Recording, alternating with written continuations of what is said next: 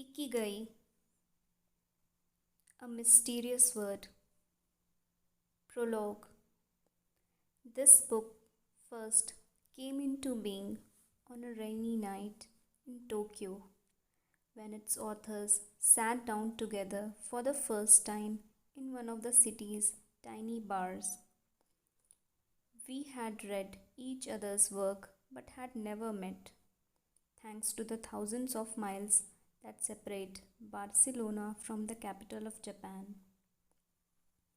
Then a mutual acquaintance put us in touch, launching a friendship that led to this project and seemed destined to last a lifetime. The next time we got together, a year later, we strolled through a park in downtown Tokyo and ended up talking about trends in Western psychology, specifically logotherapy, which helps people find their purpose in life. We remarked that Viktor Frankl's logotherapy had gone out of fashion among practicing therapists who favored other schools of psychology, though people still search for meaning in what they do and how they live.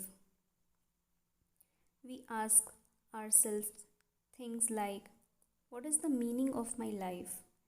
Is the point just to live longer, or should I seek a higher purpose?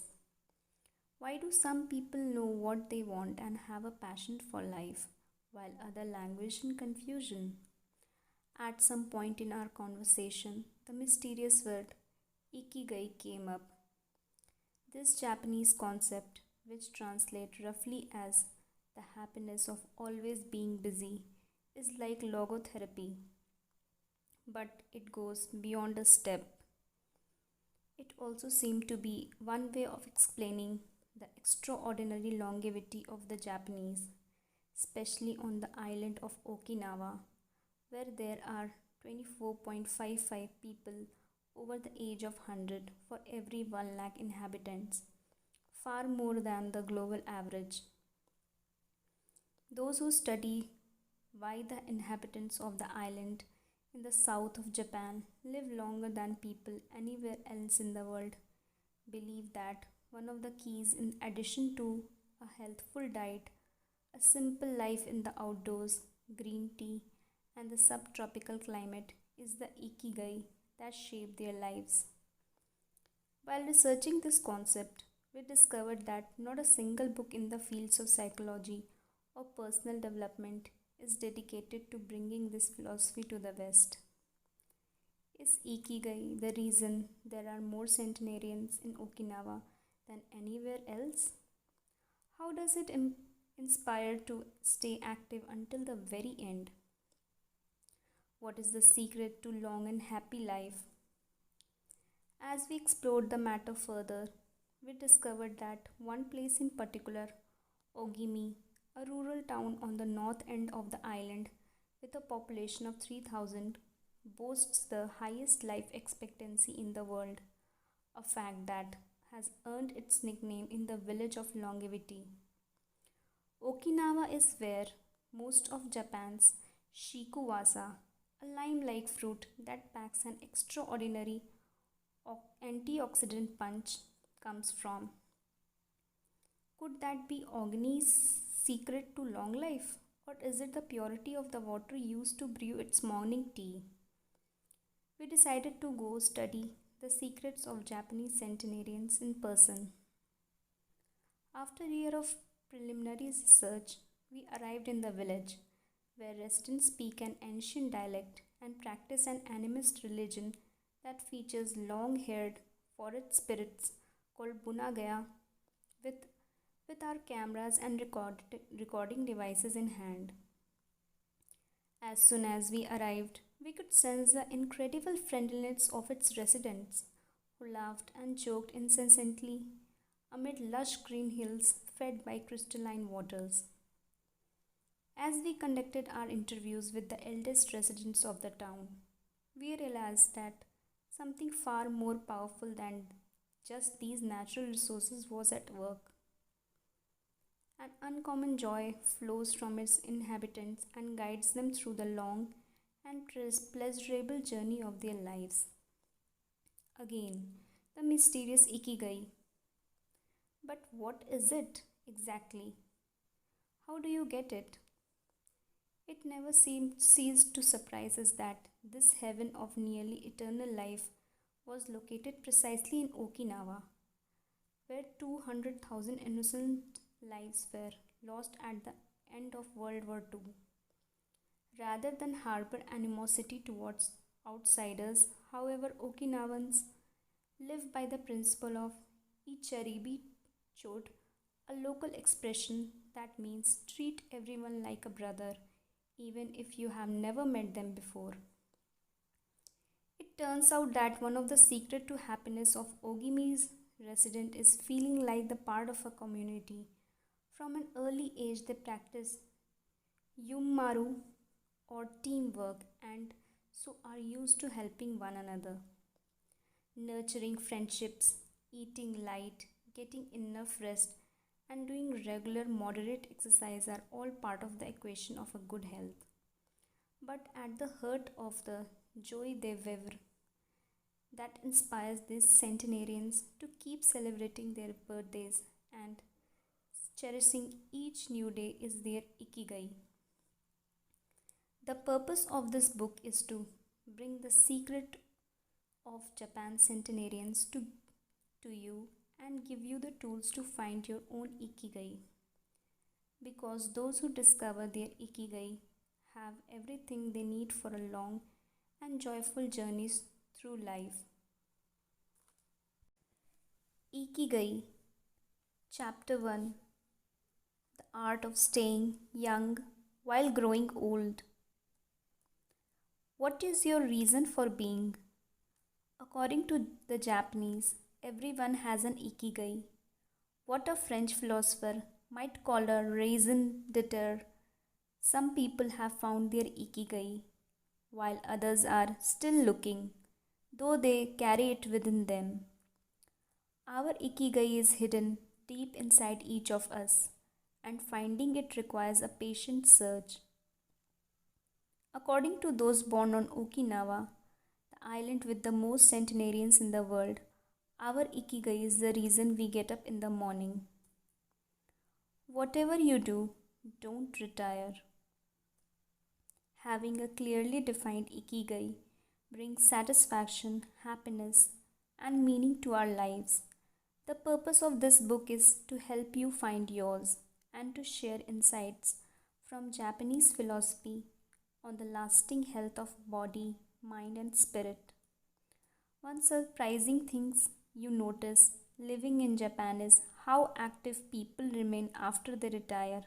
In fact, many Japanese people never really retire. They keep doing what they love for as long as their health allows. There is, in fact, no word in Japanese that means retire in the sense of leaving the workforce for good as in English.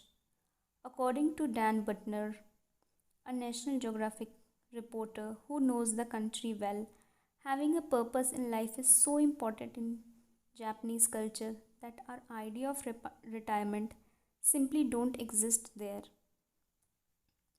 The island of eternal youth. Certain longevity studies suggest that a strong sense of community and a clearly defined ikigai are just as important as the famously healthful Japanese diet, perhaps even more so. Recent medical studies of centenarians from Okinawa and other so called blue zones, the geographic regions where people live longest, provide a number of interesting facts about these extraordinary human beings.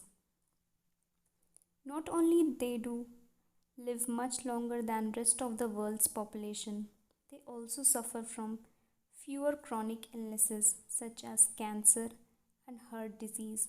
Inflammatory disorders are also less common.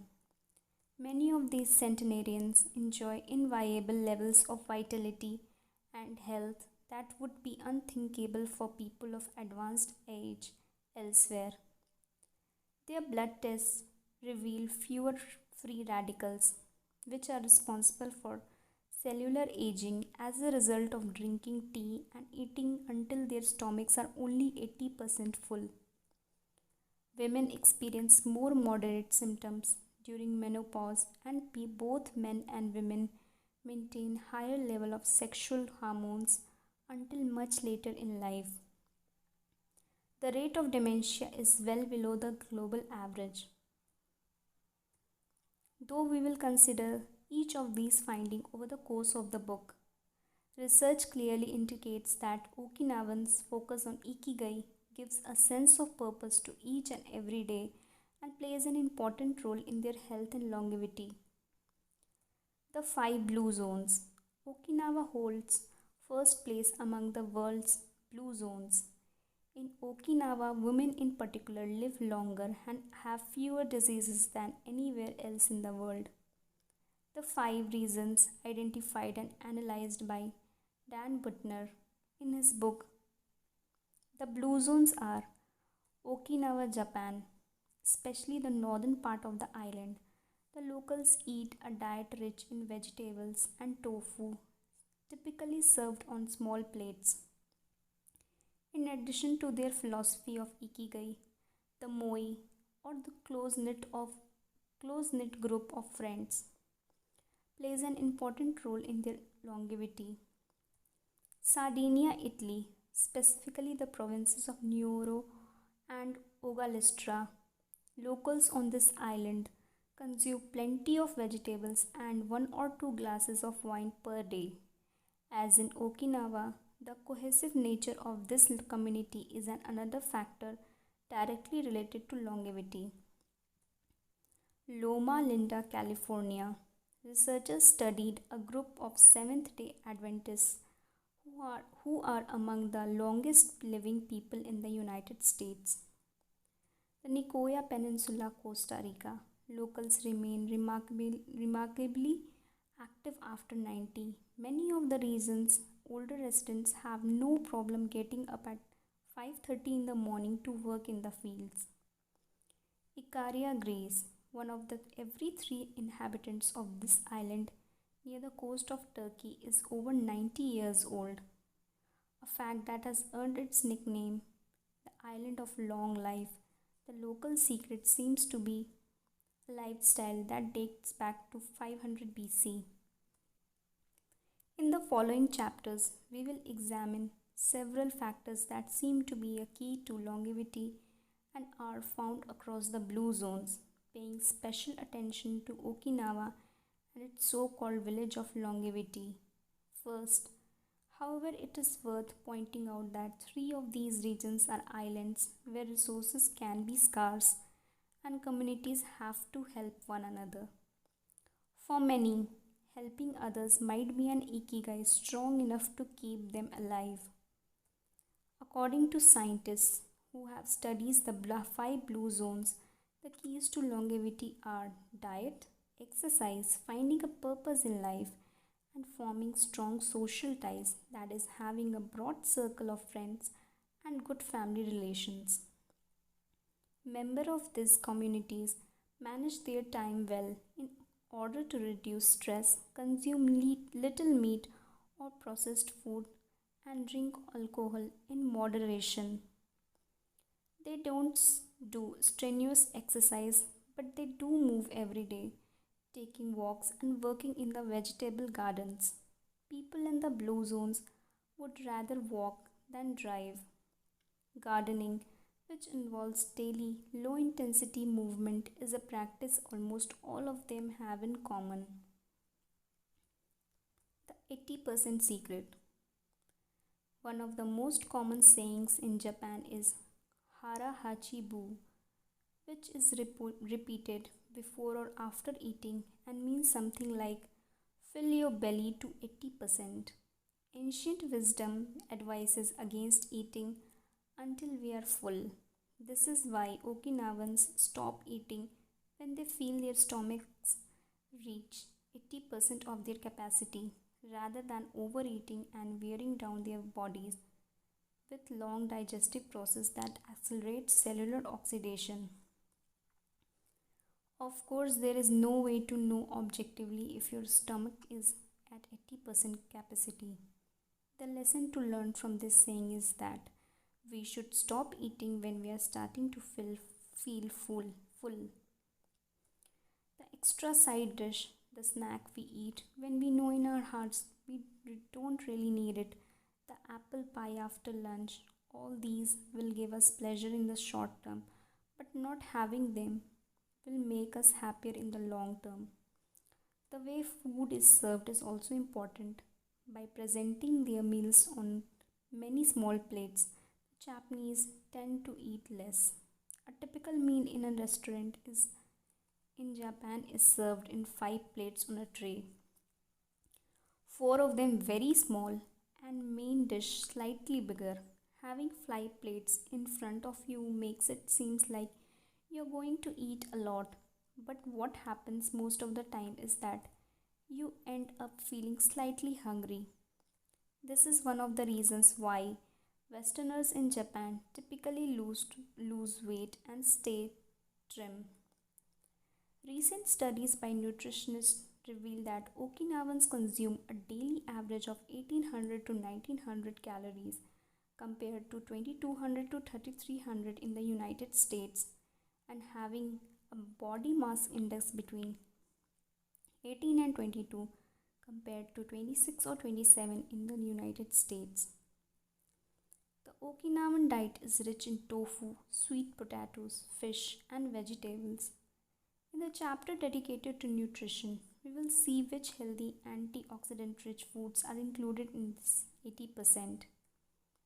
Moi, connected for life. It is customary in Okinawa to form close bond within local communities. A moi is an informal group of people with common interest who look out for one another. For many, serving the community becomes part of their ikigai. The moi has its origins in hard times when farmers would get together to share best practices and help one another cope with meager harvests. Members of moi make a set monthly contribution to the group. This payment allows them to participate in meetings, dinners, games of go and shogi, or whatever hobby they have in common.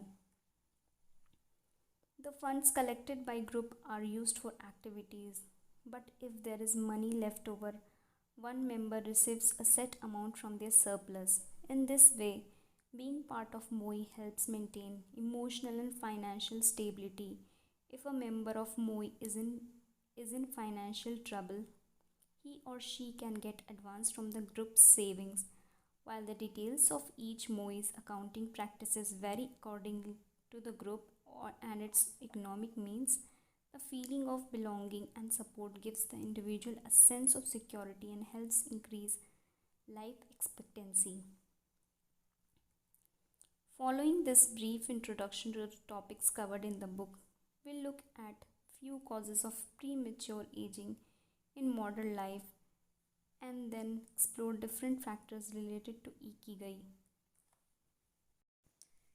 Ikigai, Chapter 2, Anti-Aging Secrets. Little things that add up to a long and happy life. Aging's escape velocity. For more than a century, we have managed to add an average of 0.3 years to our life expectancy every year. But what would happen if we had the technology to add a year of life expectancy every year? In theory, we would achieve biological immortality, having reached aging's escape velocity. Researchers with an eye to the future, such as Ray Kurzweil and Aubrey de Grey, claim that we'll reach this escape velocity in a matter of decades. Other scientists are less optimistic, predicting that we will reach a limit, a maximum age we won't be able to surpass, no matter how much technology we have. For example, some biologists assert that our cells stop regenerating after about 120 years. active mind, youthful body. There is much wisdom in the classic saying, mens sana in corpore sano, a sound mind in a sound body. It reminds us that both mind and body are important and that the health of one is connected to that of other. It has been shown that maintaining an active, adaptable mind is one of the key factors in staying young. Having a youthful mind also drives you towards a healthy lifestyle that will slow the aging process. Just as a lack of physical exercise has negative effects on our bodies and mood, a lack of mental exercise is bad for us because it causes our neurons and neural connections to deteriorate and as a result reduces our ability to react to our surroundings. This is why it's so important to give your brain a workout.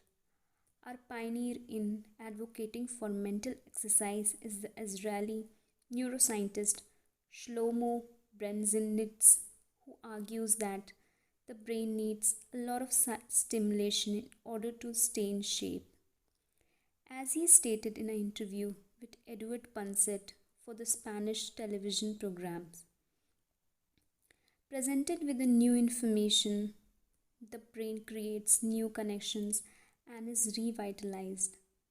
This is why it is so important to expose yourself to change, even if stepping outside your comfort zone means feeling a bit of anxiety.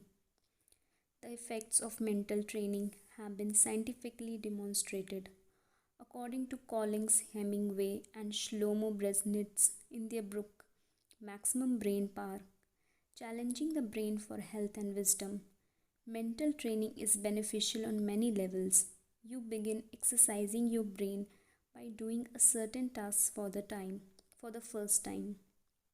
He writes, and at first it seems very difficult, but as you learn how to do it, the training is already working.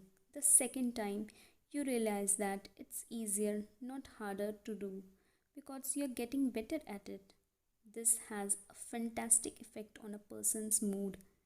In and of itself, it is a transformation that affects not only the results obtained but also his or her self image. This description of a mental workout might sound a bit formal, but simply interacting with others, playing a game, for example, offers new stimuli and helps prevent the depression that come with solitude. Our neurons start to age while we are still in our 20s.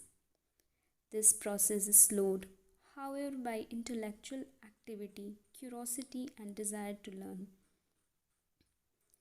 Dealing with new situations, learning something new every day, playing games, and interacting with other people seem to be essential anti-aging strategies for the mind. Furthermore, a more positive outlook in this regard will yield greater mental benefits. Stress, accused of killing longevity. Many people seem older than they are. Research into the causes of premature aging has shown that stress has a lot to do with it because the body wears down much faster during the periods of crisis.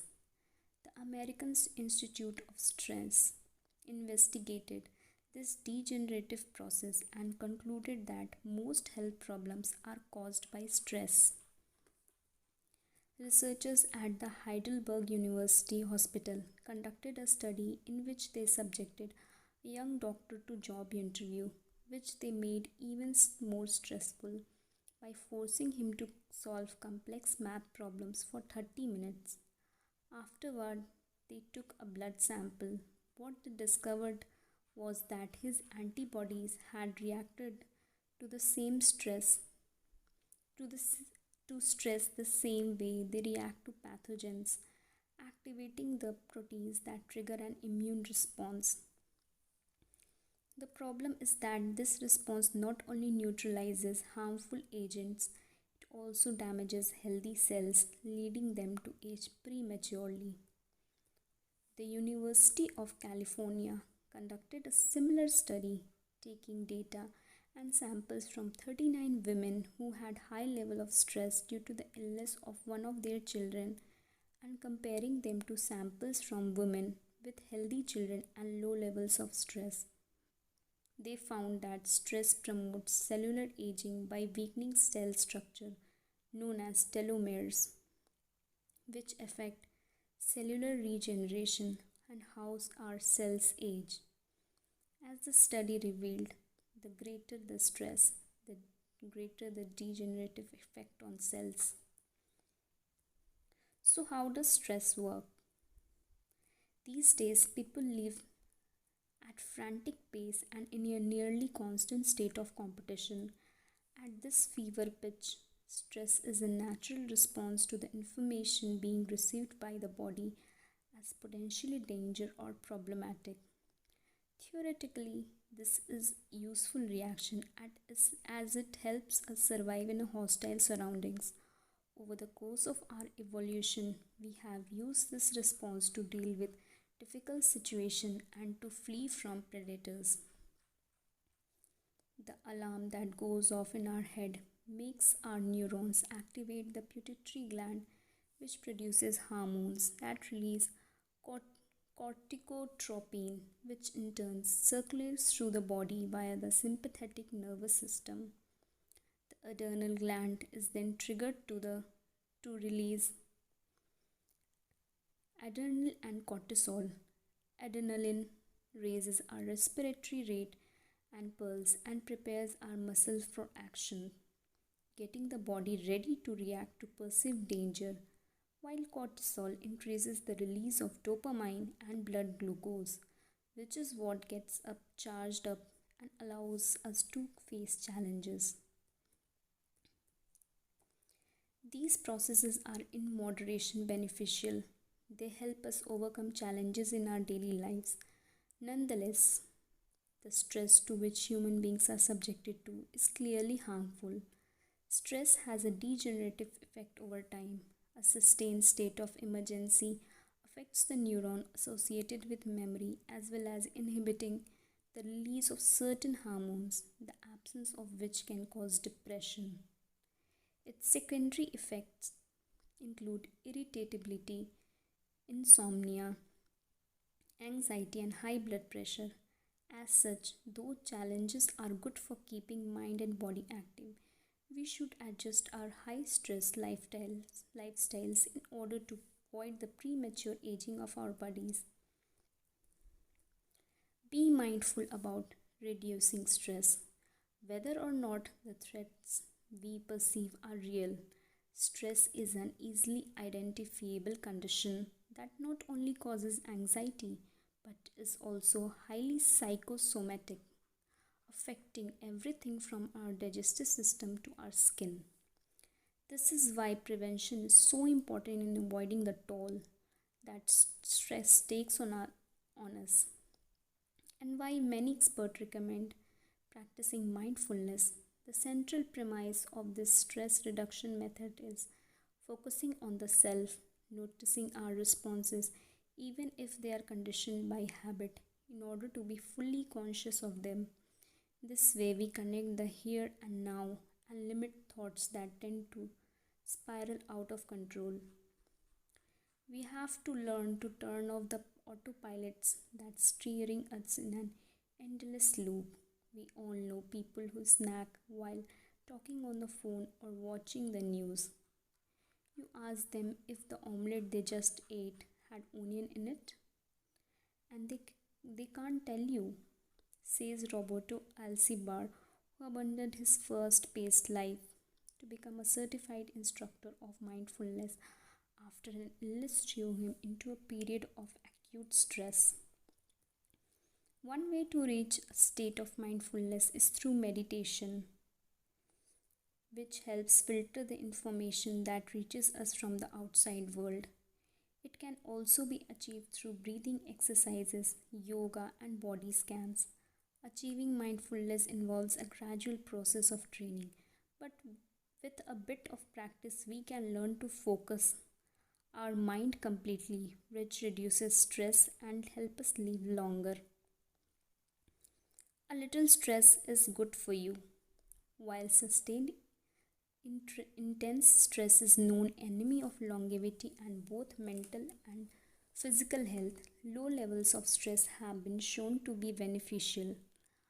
After observing a group of test subjects for more than 20 years, Dr. Howard S. Friedman, a psychology professor at the University of California, Riverside, discovered that people who maintained a low level of stress, who faced challenges, and put their heart and soul into their work in order to succeed, lived longer than those who chose a more relaxed lifestyle and retired earlier.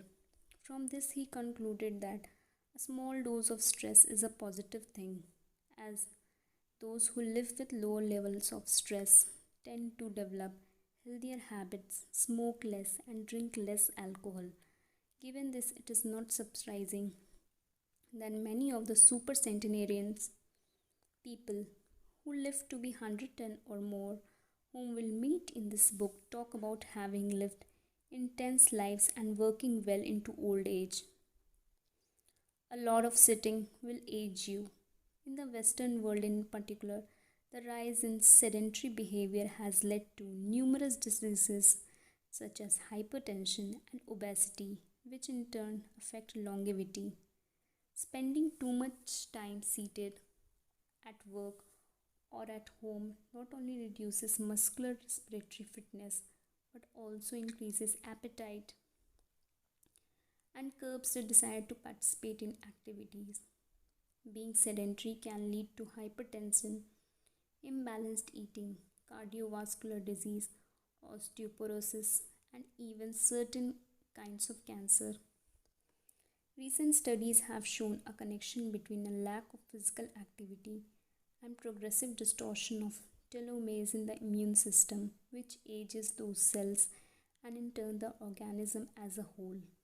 This is a problem at all life stages, not only among adults. Sedentary children suffer from high rates of obesity and its associated health issues and risks, which is why it's so important to develop a healthy and active lifestyle at an early age. It's easy to be less sedentary. It just takes a bit of effort and a few changes to your routine.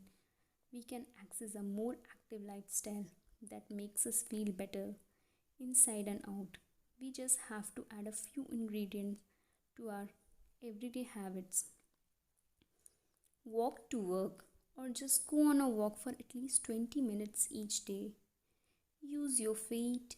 Use your feet instead of an elevator or escalator. This is good for your posture, your muscles, and your respiratory system, among other things. Participate in a social or leisure activities so that you don't spend too much time in front of television. Replace your junk food with fruit and you'll have less of an urge to snack and more nutrients in your system. Get the right amount of sleep. 7 to 9 hours is good, but any more than that makes us lethargic. Play with children or pets or join a sports team. This is not only strengthens the body but also stimulates the mind and boosts self-esteem. Be conscious of your daily routine in order to detect harmful habits and replace them with more positive ones. By making these small changes, we can begin to renew our body and mind and increase our life expectancies. Models best kept secret. Though we age both externally and internally, both physically and mentally, one of the things that tells the most people about people's age is their skin, which takes on different textures and colors according to processes going on beneath the surface. Most of those who make their living as model claim to sleep between 9 and 10 hours the night before a fashion show. This gives their skin a taut, wrinkle-free appearance and healthy and a gradient glow. Science has shown that sleep is a key anti-aging tool because when we sleep, we generate melatonin, a hormone that occurs naturally in our bodies. The pineal gland produces it from neurotransmitter serotonin according to our diurnal and nocturnal rhythms, and it plays a role in our sleep and waking cycles. A powerful antioxidant, melatonin, helps us live longer and also offers the following benefits. It strengthens the immune system. It contains an element that protects against cancer. It promotes the natural production of insulin. It slows the onset of Alzheimer's disease.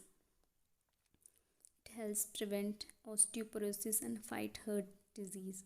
For all these reasons, melatonin is a great ally in preserving youth. It should be noted, however, that melatonin production decreases after age 30. We can compensate for this by eating a balanced diet and getting more calcium, soaking up moderate amount of sun each day, getting enough sleep, avoiding stress, alcohol, tobacco, and caffeine, all of which make it harder to get a good night's rest, depriving us of the melatonin we need. Experts are trying to determine whether artificially stimulating production of melatonin might help slow the aging process, which would confirm the theory that we already carry the secret to longevity among us. Anti-aging attitudes. The mind has tremendous power over the body and how quickly it ages. Most doctors agree that secret to keeping the body young is keeping the mind active. A key element of Ikigai and not caving in when we face difficulties throughout our lives. One study conducted at Yeshiva University found that people who live the longest have two dispositional traits in common: positive attitude and a high degree of emotional awareness. In other words, those who face challenges with a positive outlook and are able to manage their emotions are already well on their social way toward longevity. A stoic attitude, serenity in a face of setback, can also help you keep young, as it lowers anxiety, stress levels, and stabilizes behavior. This can be seen in greater life expectancy of certain cultures with unhurried, deliberate lifestyles.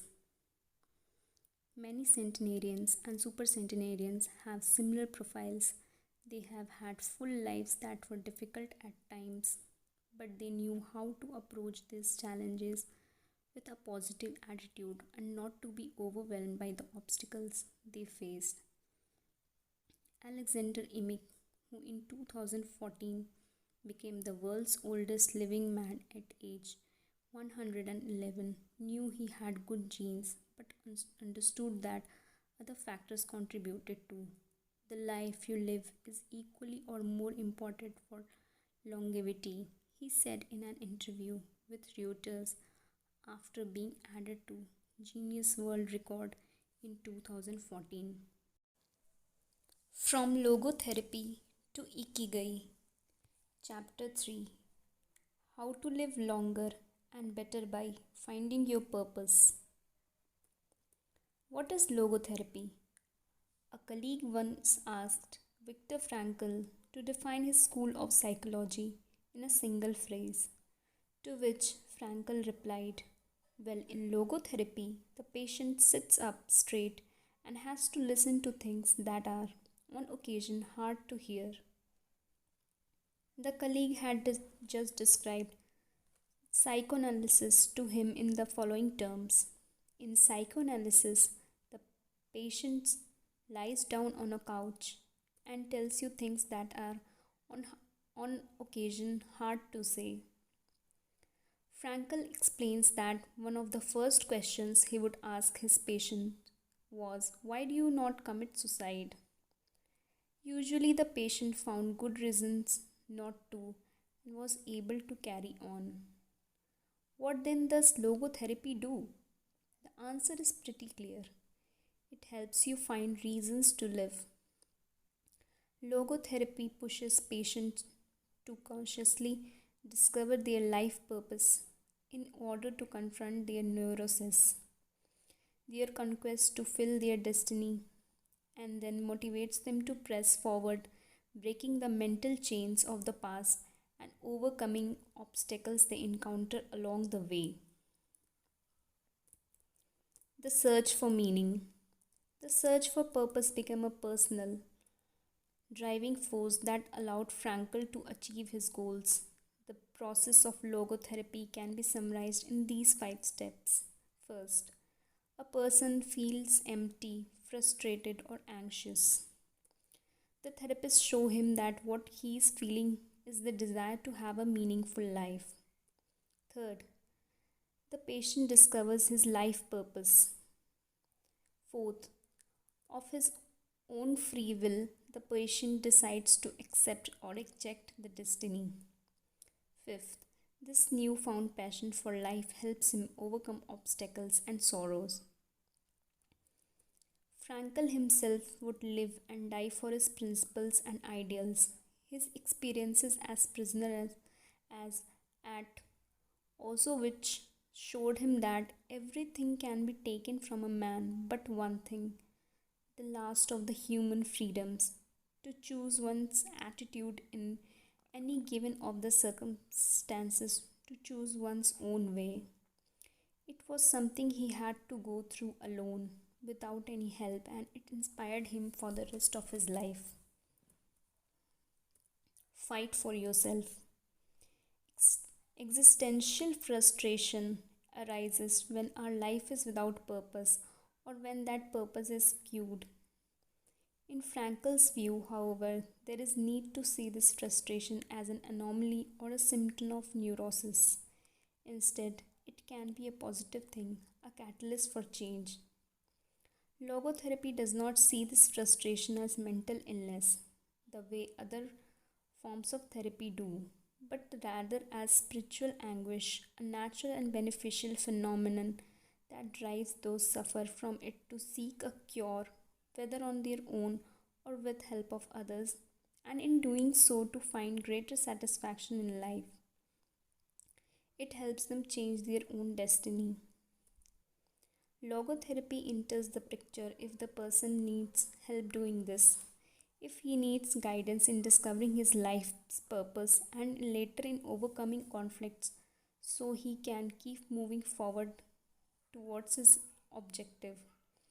In man's search for meaning, Frankl cites one of the Nietzsche's famous aphorisms. He who has a why to live for can bear with almost anyhow. Based on his experience, Frankl believed that our health depends on that natural tension that comes from comparing what we have accomplished so far with what we would like to achieve in the future. What we need then is not a peaceful existence, but a challenge we can strive to meet by applying all the skills at our disposal.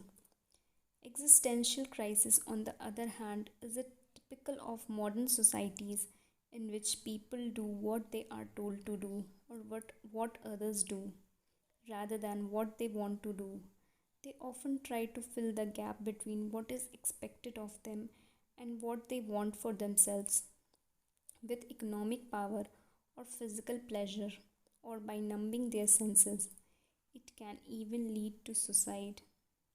Sunday neurosis, for example, is what happens when, without the obligations and commitments of the work week, the individual realizes how empty he is inside. He has to find a solution. Above all, he has to find his purpose, his reasons for getting out of bed, his ikigai. According to logotherapy, discovering one's purpose in life helps an individual fill that existential void. Frankl, a man who faced his problems and turned his objectives into actions, could look back on his life in peace as he grew old. He did not have to envy those still enjoying their youth because he had amassed a broad set of experiences that showed he had lived for something. Better living through logotherapy, a few key ideas. We don't create the meaning of our life. As Sartre claimed, we discover it. We each have unique reasons for being, which can be adjusted or transformed many times over the years. Just as worry often brings about precisely the thing that was feared, excessive attention to desire can keep that desire from being fulfilled. Humor can help break negative cycles and reduce anxiety. We all have the capacity to do noble or terrible things. The side of the question we end up on our decisions, not on the condition in which we find ourselves. In the pages that follow, we will look at 4 cases from Frankel's own practice in order to better understand the search for meaning and purpose. Case Study 1, Viktor Frankl. In German concentration camps, as in those that would later be built in Japan and Korea, psychiatrists confirmed that the prisoners with the greatest chance of survival were those who had things they wanted to accomplish outside the camp, those who had felt a strong need to get out of there alive. This was true of Frankl, who, after being released and successfully developing the school of logotherapy, realized he had been the first patient of his own practice. Frankl had a goal to achieve, and it made him persevere. He arrived at Auschwitz carrying a manuscript that contained all the theories and research he had compiled over the course of his career, ready for publication. When it was confiscated, he felt compelled to write it all over again, and that need drove him and gave his life meaning amid the constant horror and doubt of the concentration camp. So much so that over the years, and especially when he fell ill with typhus, he would jot down fragments and keywords from the lost work on any scrap of the paper he found. Case Study 2, The American Diplomat. An important North American diplomat went to Frankl to pick up where he left off with a course of treatment he had started 5 years earlier in United States. When Frankl asked him why he would started therapy in the first place, the diplomat answered that he hated his job and his country's international policies, which he had to follow and enforce. His American psychoanalyst, whom he had been seeing for years, insisted he make peace with his father so that his government and his job, both representation of the paternal figure, would seem less disagreeable. Frankl, however, showed him in just few sessions that his frustration was due to the fact that he wanted to pursue a different career, and the diplomat concluded his treatment with the idea in mind. 5 years later, the former diplomat informed Frankl that he had been working during that time in different profession and that he was happy. In Frankl's view, the man not only didn't need all those years of psychoanalysis, he also could not even really be considered a patient in need of a therapy. He was simply someone in search of a new life's purpose. As soon as he found it, his life took on deeper meaning. Case Study 3, The Suicidal Mother. The mother of a boy who had died at age 11 was admitted to Frankl's clinic after she tried to kill herself and her other son. It was this other son, paralyzed since birth, who kept her from carrying out her plan. He did believe his life had a purpose, and if his mother killed them both, it would keep him from achieving his goals. The woman shared her story in a group session. To help her, Frankl asked another woman to imagine a hypothetical situation in which she lay on her deathbed, old and wealthy but childless. The woman insisted that, in that case, she would have felt her life had been a failure. When the suicidal mother was asked to perform the same exercise, imagining herself on her deathbed, she looked back and realized that she had done everything in her power for her children, for both of them. She had given her paralyzed son a good life, and he had turned into a kind, reasonably happy person. To this she added, crying, "As for myself, I can look back peacefully on my life, for I can say my life was full of meaning, and I have tried hard to live it fully. I have done my best. I have done my best for my son, while my life was no failure." In this way, imagining herself on a deathbed and looking back, the suicidal mother found that meaning, though she was not aware of it, her life already had. Case study 4: The grief stricken doctor. An elderly doctor, unable to overcome depression into which he had fallen after the death of his wife 2 years earlier, went to Frankel for help. Instead of giving him advice on analyzing his condition, Frankel asked him what would have happened if he had been the one who died first. The doctor, horrified, answered that it would have been terrible for his poor wife, that she would have suffered tremendously. To which Frankel responded, "You see, doctor, you have spared her all that suffering, but the price you have to pay for this is to survive and mourn her." The doctor did not say another word. He left Frankel's office in peace. After taking the therapist's hand in his own, he was able to tolerate the pain in the place of his beloved wife. His life had been given a purpose.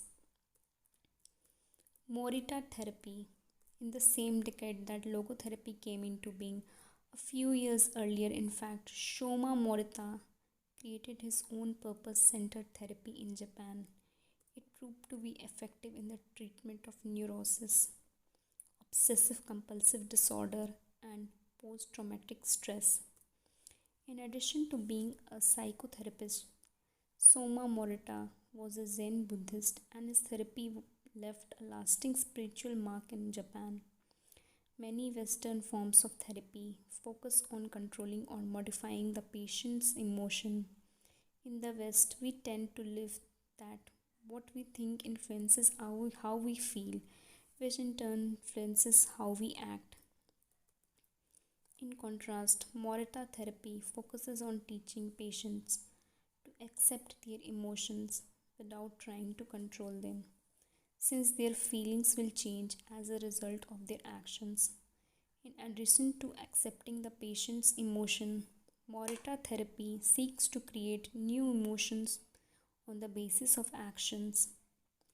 According to Morita, these emotions are learned through experience and repetition. Morita therapy is not meant to eliminate symptoms. Instead, it teaches us to accept our desires, anxieties, fears, and worries and let them go. As Morita writes in his book Morita Therapy and the True Nature of Anxiety-Based Disorders, in feelings, it is best to be wealthy and generous. Morita explained the idea of letting go of negative feelings with the following fable. A donkey that is tied to a post by a rope will keep walking around the post in an attempt to free itself, only to become more immobilized and attached to the post. The same thing applies to people with obsessive thinking who become more trapped in their own suffering when they try to escape from their fears and discomfort. The basic principles of Morita therapy. Accept your feelings. If we have obsessive thoughts, we should not try to control them or get rid of them. If we do, they become more intense. Regarding human emotions, the Zen master would say, if we try to get rid of one wave with another, we end up with an infinite sea. We don't create our feelings, they simply come to us and we have to accept them. The trick is welcoming them. Morita likened emotions to the weather. We can't predict or control them, we can only observe them. To this point, he often quoted the Vietnamese monk Thich Nhat Hanh, who would say, "Hello, solitude. How are you today? Come, sit with me, and I'll care for you. Do what you should be doing." We shouldn't focus on eliminating symptoms because recovery will come on its own. We should focus instead on present moment, and if we are suffering, on accepting that suffering. Above all, we should avoid intellectualizing the situation. The therapist's mission is to develop the patient's character so he or she can face any situation, and character is grounded in the things we do. Morita therapy does not offer its patients explanations but rather allows them to learn from their actions and activities. It doesn't tell you how to meditate or how to keep a diary the way Western therapists do. It is up to a patient to make discoveries through experience. Third, discover your life's purpose. We can't control our emotions, but we can take charge of our actions every day. This is why we should have a clear sense of purpose and always keep Morita's mantra in mind. What do we need to be doing right now? What action should we be taking? The key to achieving this is having dared to look inside yourself to find your Ikigai. The four phases of Morita therapy. Morita's original treatment, which lasts 15 to 21 days, consists of following stages: isolation and rest. During the first week of the treatment, the patient rests in a room without any external stimuli. No television, books, family, friends, or speaking.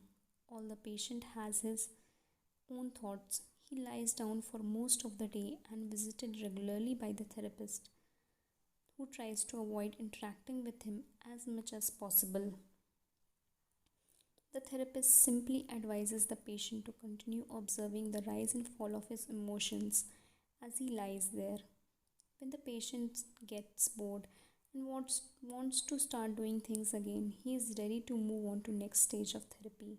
Second, light occupational therapy. In this stage, the patient performs repetitive tasks in silence. One of these is keeping a diary about his thoughts and feelings. The patient goes outside after a week of being shut in, takes walks in nature, and does breathing exercises. He also starts doing simple activities such as gardening, drawing, or painting. During this stage, the patient is still not allowed to talk to anyone except the therapist. Third, occupational therapy. In this stage, the patient performs tasks that require physical movement. Dr. Morita liked to take his patients to the mountain to chop wood. In addition to physical tasks, the patient is also immersed in other activities such as writing, painting, or making ceramics. The patient can speak with others at this stage but only about the tasks at hand. Fourth, the return to social life and real world. The patient leaves the hospital and is reintroduced to his social life but maintains the practices of meditation and occupational therapy developed during the treatment. The idea is to re enter society as a new person with a sense of purpose and without being controlled by social emotions or emotional pressures. Nikan meditation. Morita was a great Zen master of Nikan introspective meditation.